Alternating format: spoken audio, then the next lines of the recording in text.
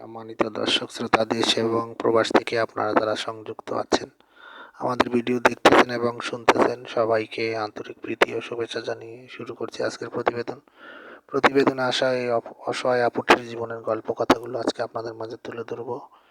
কেন এসেছে প্রতিবেদনে বিস্তারিত আলোচনা থাকছে। তো আপুটি দেখতে খুবই চমৎকার, ওনার গায়ের রং ফর্সা, উচ্চতা 5 ফুট 3 ইঞ্চি লম্বা, ওনার স্বাস্থ্য ভালো, পড়াশোনা আপনার হচ্ছে নবম শ্রেণী পাস। আর পরিবারের উনি বড় মেয়ে, উনি বিবাহিতা। ওনার হাজব্যান্ড মারা গেছে, বর্তমানে বাবার বাড়িতে আছে, ওনার কোনো ছেলে মেয়ে নেই।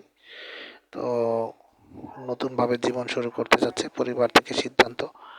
তো এই জন্য আসলে ওইরকম ভালো মনের মানুষ পাচ্ছে না, বিদায় আমাদের চ্যানেলের সাথে যোগাযোগ করে প্রতিবেদন নিয়ে এসেছে। বিবাহিত আপুটি বলেছে যে পাত্রের বয়স একটু বেশি বা বিবাহিত হলে উনি বিয়ে বসবে বা বসতে রাজি আছে। আপনারা যারা এই ধরনের পাত্রীর খোঁজে আছেন, ওনার সাথে কথা বলতে পারেন। স্ক্রিনে দেওয়া নাম্বারে যোগাযোগ করে নাম, ঠিকানা, ডিটেলস সব কিছু ওনার মুখ থেকে জেনে নেবেন। আর আপনারা জানেন যে আমরা ইউটিউবের নিয়ম কারণ মানতে গিয়ে কারো নাম ঠিকানা বলতে পারি না, সেজন্য আন্তরিকভাবে দুঃখিত।